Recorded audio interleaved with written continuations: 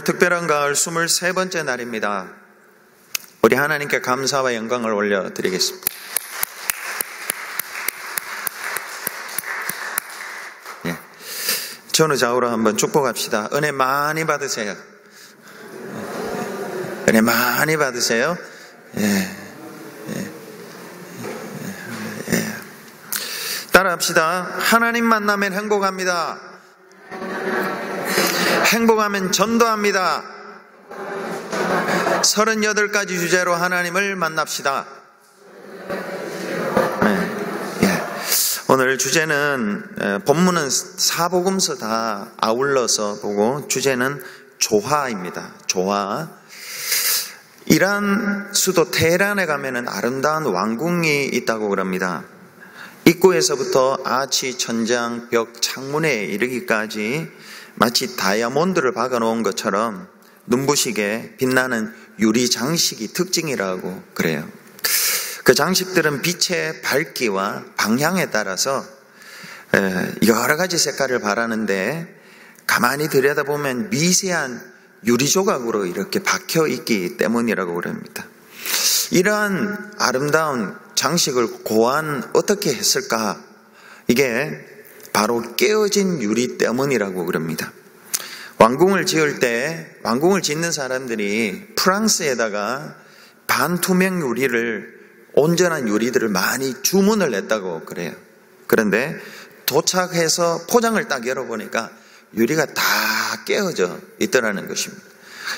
많은 그 일꾼들, 그 왕궁을 짓는 사람들이 이걸 리턴해야 된다고, 새로운 걸 가져와야 된다고 이렇게 이야기할 때 한 사람이 가만히 듣고 있다가 곰곰이 생각하다가 이런 재치 있는 제안을 합니다.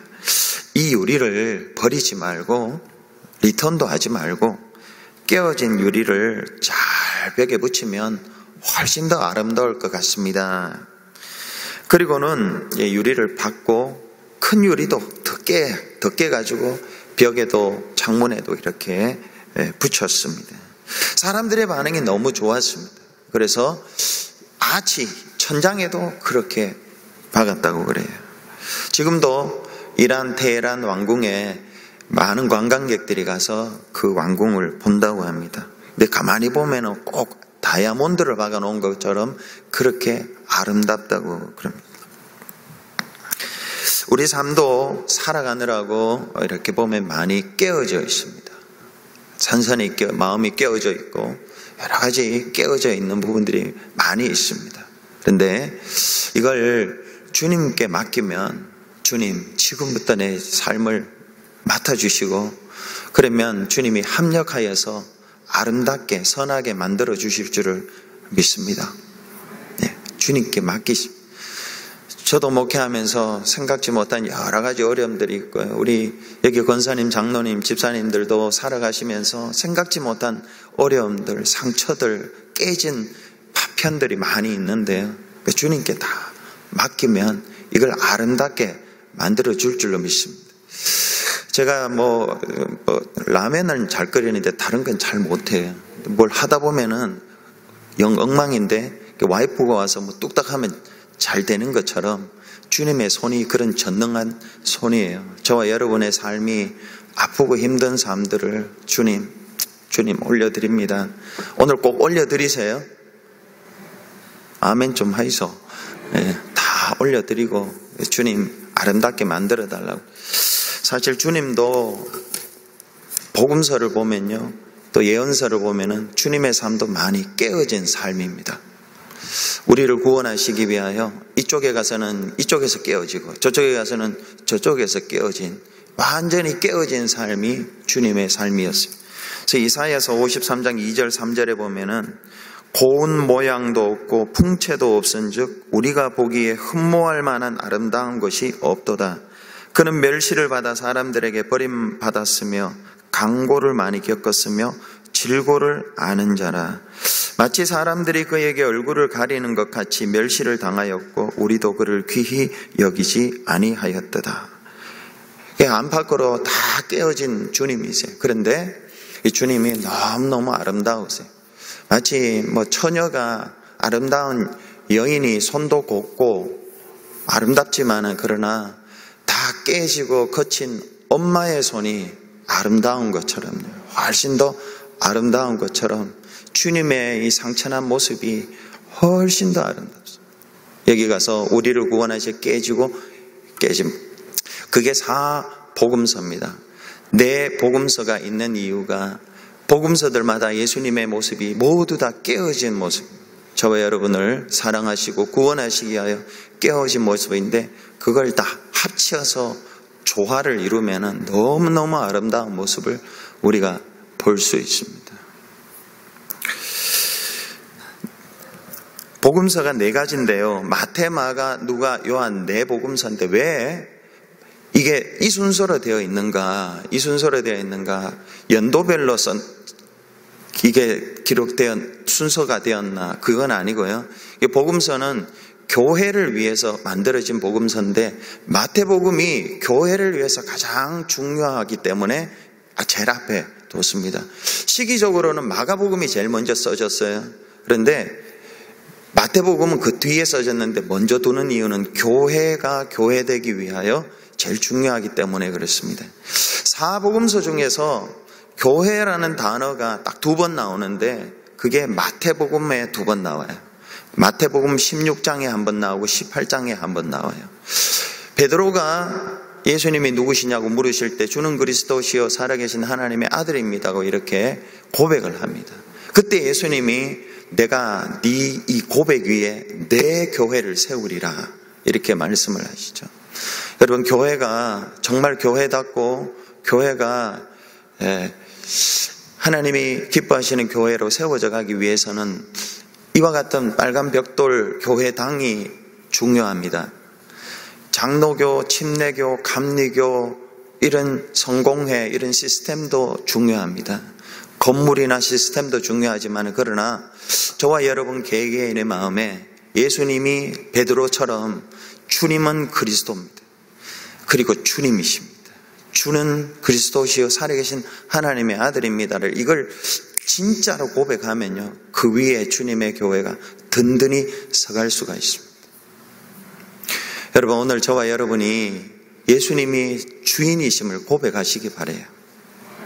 그분이 하나님의 아들이시고 그걸 진짜로 알고 고백하면요 교회가 바로 서게 되어 있습니다.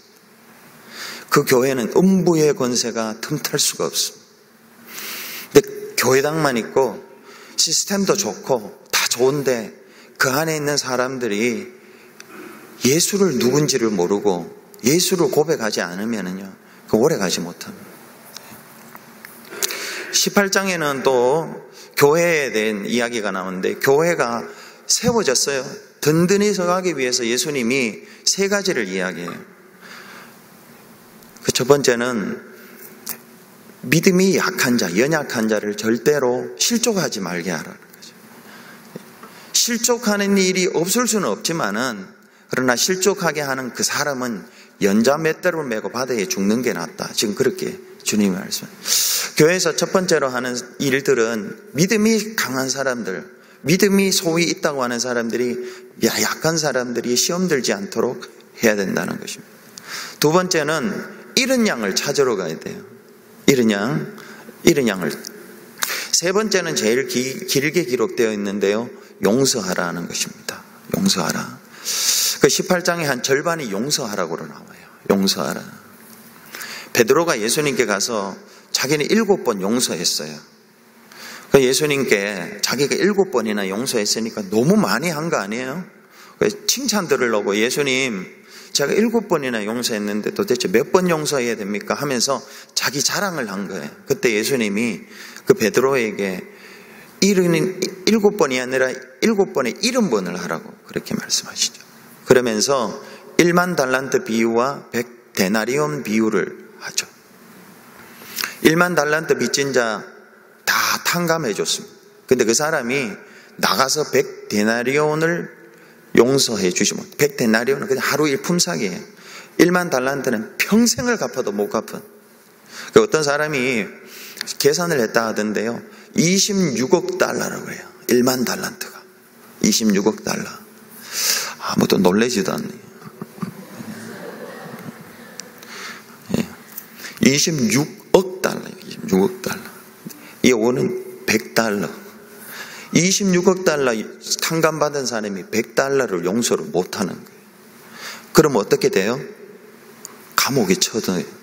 100데나리온 용서 안 한 사람을 주님이 감옥에 쳐넣어요. 이게 무슨 말이냐 하면요, 우리가 살아가면서 용서하지 못할 사람들이 많이 있어요. 근데 그 용서해야지 내가 감옥에 안 갇혀요. 내게 잘못한 사람들이 많이 있어요. 근데 그 사람들을 용서하지 않으면은 그 사람이 감옥에 갇혀요. 그 때문에 그게 영적인 의미예요. 용서하시기 바랍니다. 이쪽에 몇 명만 용서. 어떤 힘으로 용서해요? 1만 달란트 주님이 나를 용서해 주셨다고 믿고 100데나리온 그거 용서하면요, 그게 살아가요. 안 그러면은 내가 그 때문에 감옥에 갇혀가지고 죽어 들어가는 거죠. 이게 마태복음이 가장 먼저 쓰여진 이유예요. 그리고 마가복음, 누가복음, 요한복음, 교회를 세워나가는 그 순서대로 그렇게 기록되어 있습니다. 사복음서는 공간복음서와 또 요한복음으로 나눌 수가 있습니다. 이 공간복음이라는 함께공 볼관자 시놉시스라고 하는데요, 함께 본다라는 것입니다. 누구를요? 예수를 함께 본다는, 예수님의 탄생과 성장과 공생의 십자가 부활을 함께 본다라는 의미에서 그런 거예요. 비슷한 기사들이 많이 나옵니다. 요한복음은 좀 달라요. 공간복음서는 예수님께서 부활 승천하신 후에 직접 본 세대들이 있습니다. 예수님하고 직접 본 세대들이 있는데 이들은 기록할 필요는 없었습니다. 오랄 트래디션, 그러니까 구전으로 이야기할 수 있었어요. 보았기 때문에. 근데 그 사람들도 이제 죽어가니까 그 다음 세대들이 예수의 십자가와 공생의 십자가 부활에 대해서 기록할 필요가 있어서 그때부터 적은 게 예수님 부활 승천하시고 한 세대 다음에 한 60년부터 80년 사이에 기록된 게 공간복음서예요. 30년부터 60년까지는 말로 전할 수 있었고, 이 말로 전하는 사람들이 다 죽으니까 기록한 게 복음서예요. 60년부터 한 80년까지 공간복음서가 기록이 되었습니다. 근데 요한복음은 그 뒤에 기록이 된 거예요. 왜 기록이 됐냐 하면, 공간복음서는 예수님의 신성과 인성 이 두 가지를 다 이야기를 했어요. 근데 주로 예수님의 인성 이야기가 많지만 두 가지가 다 있었습니다.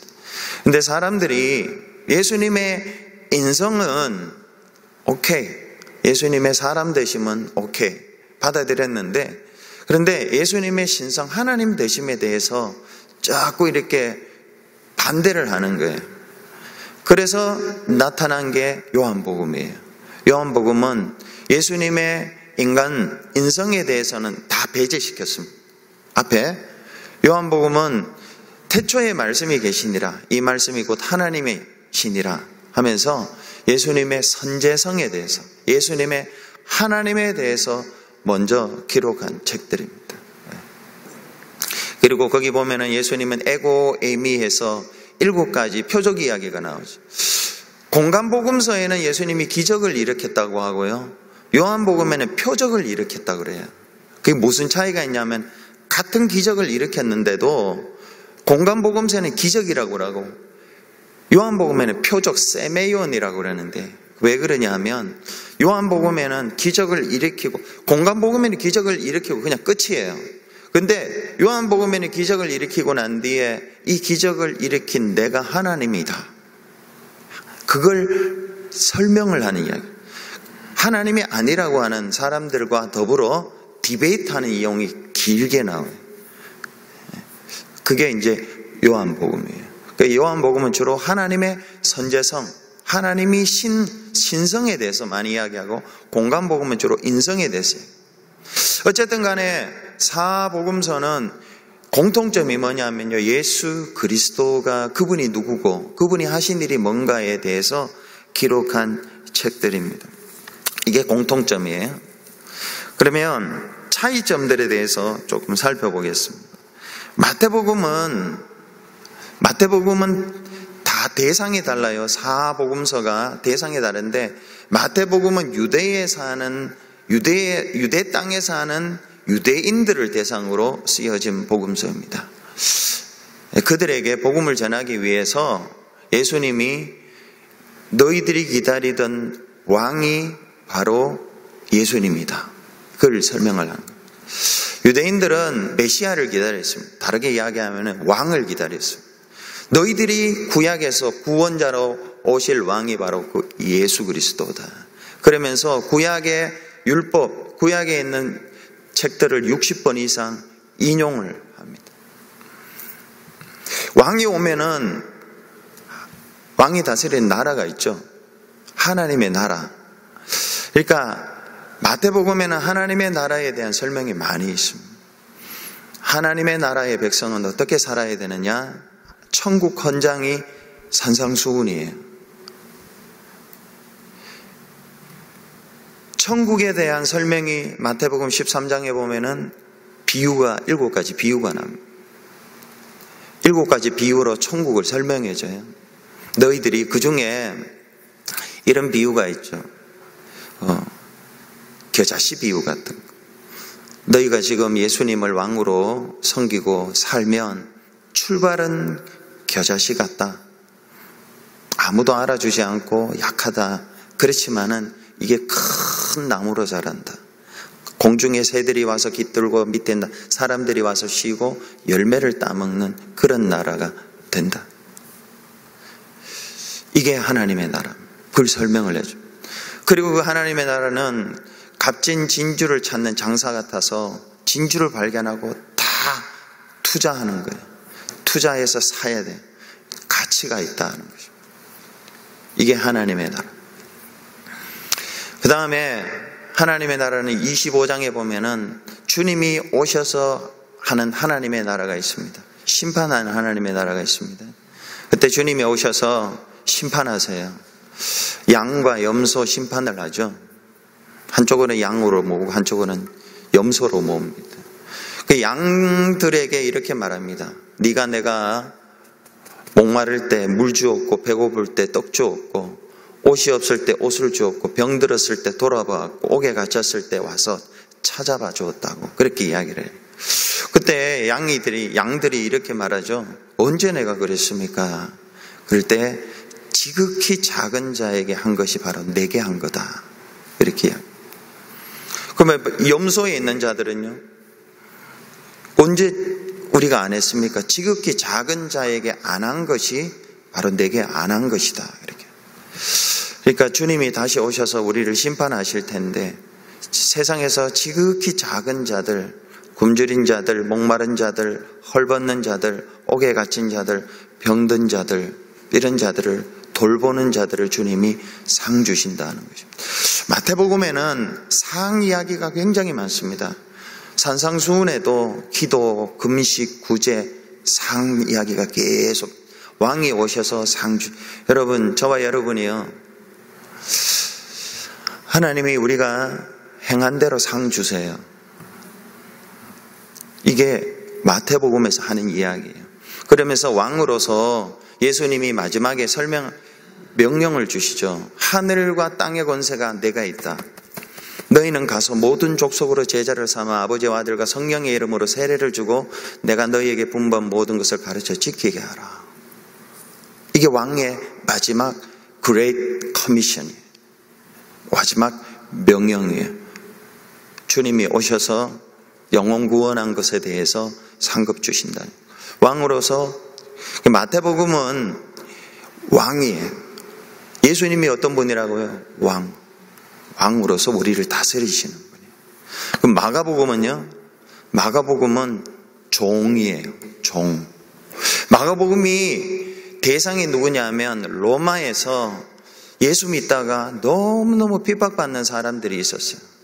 그들에게 도대체 어떻게 위로해야 되나, 핍박받는 자들을 어떻게 위로해야 되나, 그게 마가복음이에요. 마가복음을 보내서 예수님의 어떤 면을 거기에 부각을 시켰냐면요, 섬김의 종으로 부각을 시켰어요. 예수님이 이 땅에 오셔서 마가복음에서 제일 중요한 구절이 10장 45절이에요. 내가 온 것은 양으로 생명으로, 내가 온 것은 섬김을 받으려 함이 아니라 섬기러 왔다라는 것이죠. 섬김의 종, 이사야 53장에 나타난 고난의 종이에요. 내가 예수 믿고 너무너무 고통스럽고 외롭고 고독한데 가만히 보니까 예수님이 그랬구나 하는 것이죠.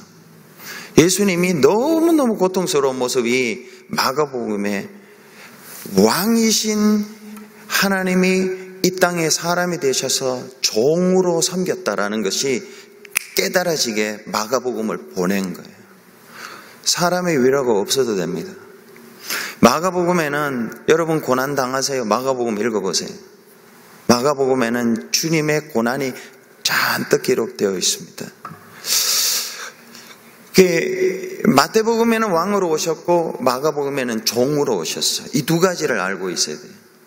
요한계시록에 보면 예수님이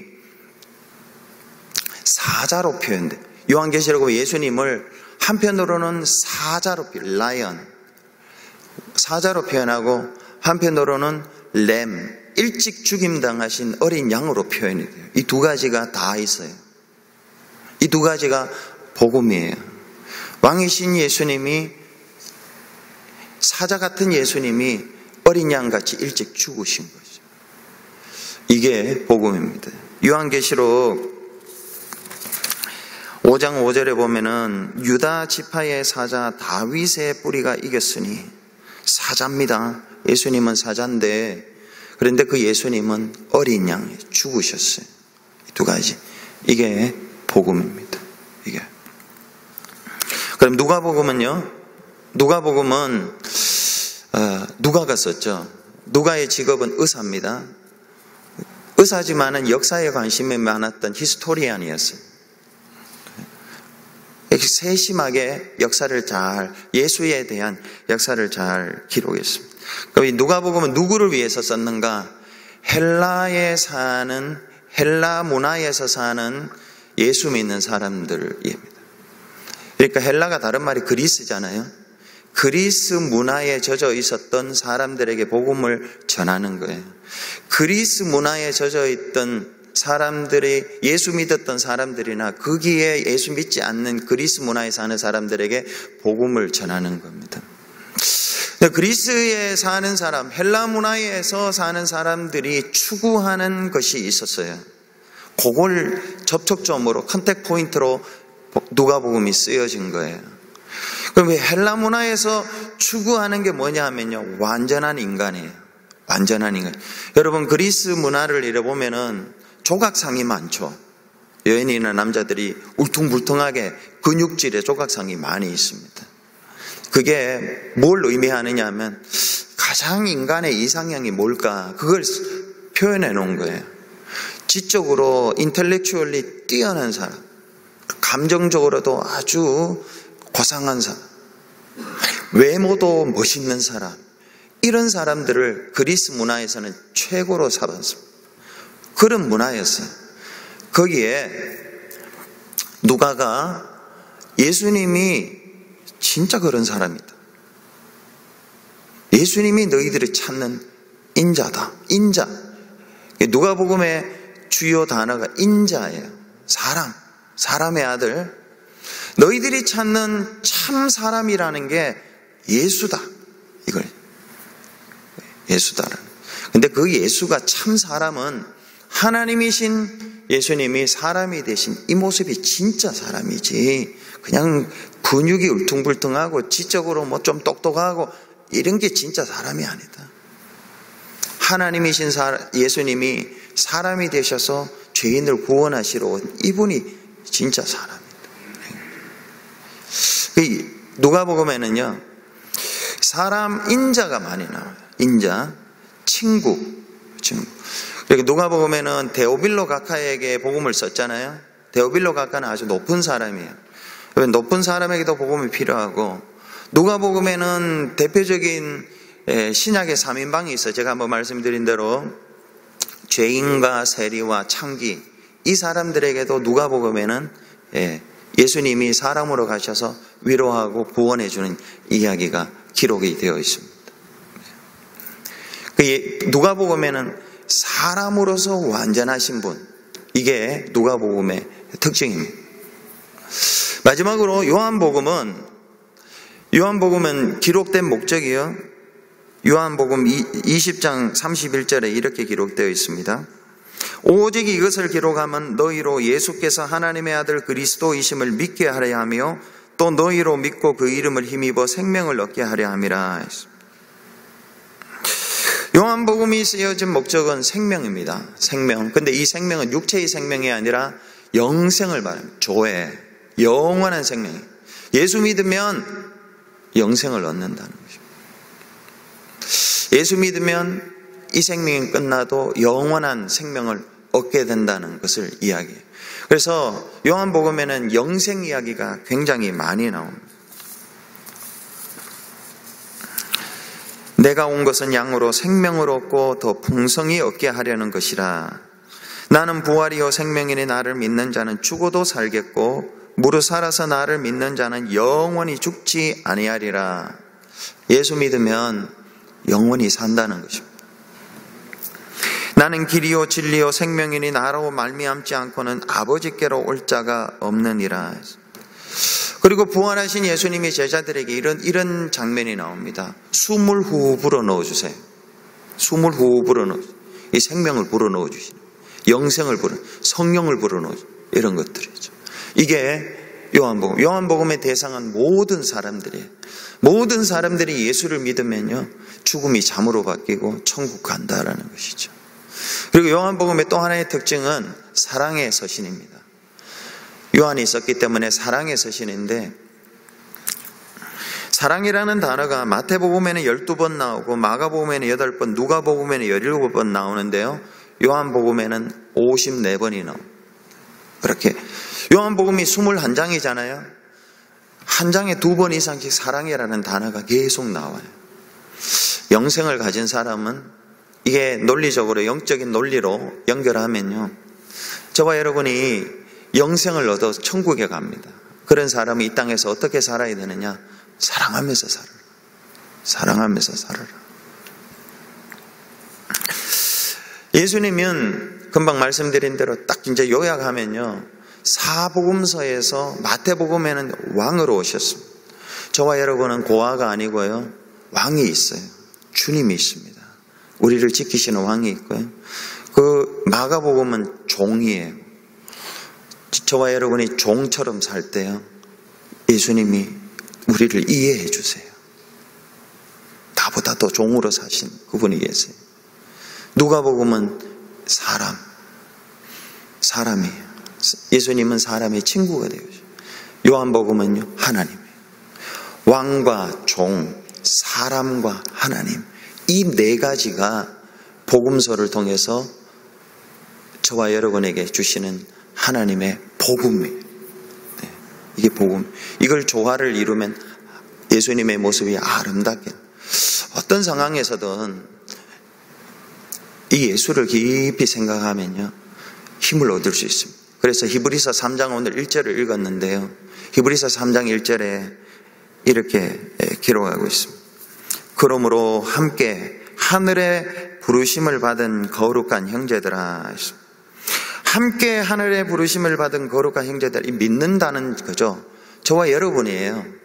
저와 여러분, 함께 하늘의 부르심을 입은 형제들아. 우리가 믿는 도리의 사도이시며 대제사장이신 예수를 깊이 생각하라. 지금 함께 하늘의 부르심을 입은 형제들아, 이 사람들이 어떤 상황에 있냐 하면요, 무지한 고난 속에 있었어요. 어마어마한 핍박 속에 있었어요. 그래서 히브리서는 예수를 믿었어요. 유대인 중에서 예수를 믿었어요. 유대인 중에 특별히 예수를 믿었는데 배신한 거잖아요. 유대교 있던 사람들이 이 기독교로 개종한 사람들을 죽였어요. 그래서 다시 유대교로 돌아가려고 했어요. 다시 유대교로 돌아가랬어요. 내가 왜 이 고생을 하고 살아야 되나? 그냥 유대교 믿고 살지, 내가 왜 예수를 믿고 살아야 되나? 근데 히브리서 저자가 천사보다, 모세보다, 구약의 여러 가지 제사들보다 예수 한 분 믿는 게 훨씬 뛰어나다고 비교 논문 쓴 게 히브리서예요. 히브리서는 박사 논문과 같은 거예요. 근데 이 중에서 한 구절만 딱 뽑으면요, 너무너무 고난이 많아요. 힘든데 그들에게 지금 히브리서 저자가 뭐라고 하느냐 하면요, 하늘의 부르심을 함께 부르받는 자들아, 너 지금 고난이 많지? 어려움이 있지? 예수를 깊이 생각하라. 사람 보지 말고 예수를 깊이 생각하는 거죠. 왕이신 예수를 깊이 생각하고, 종으로 오신 예수를 깊이 생각하고, 사람으로 오신 예수를 깊이 생각하고, 하나님으로 오신 영생을 주신 예수를 한번 좀 깊이 생각해봐요. 문제를 자꾸 깊이 생각하지 말고, 어려움을 자꾸 묵상하지 말고 예수를 깊이 생각하라. 예수를. 그럼 어떻게 한다고요? 예수를 깊이 생각하면 거기에서 답이 나온다는 거예요. 위로가 준다는 거예요. 근데 저와 여러분 어떻게 살아갑니까? 뭘 묵상하고 있습니까? 뭘 생각하고 있습니까? 상황을 바라보죠. 내 질병을 바라보죠. 내 어려움을 바라보죠. 저 사람이 왜 나를 이렇게 섭섭하게 했는가? 이걸 바라보죠. 예, 답이 안 나오는 거죠. 주님이 히브리서 기자를 통해서 저와 여러분에게 답을 주세요. 지금 예수를 깊이 생각하라. 예수를 좀 깊이 생각해 보라고 하는 거죠. 그럼 거기에 힘을 얻을 수 있고, 길이 보이고요, 답이 보여요. 네.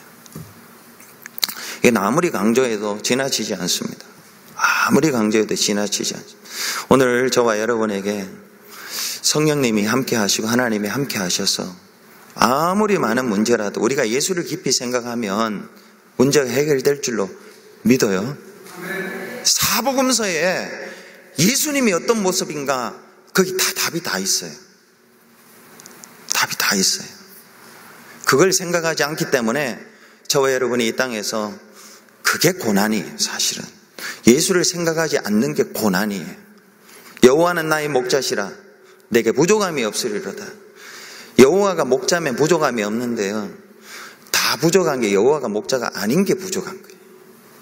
그게 부족이죠. 우리 베다니 교회가 이 시대에 예수를 깊이 생각하는 교회가 되기를 바라고요. 오늘 이 저녁에 오신 저와 여러분이 정말 예수를 깊이 생각해서 답을 얻는 저와 여러분 되기를 바랍니다. 우리 함께 찬양하겠습니다.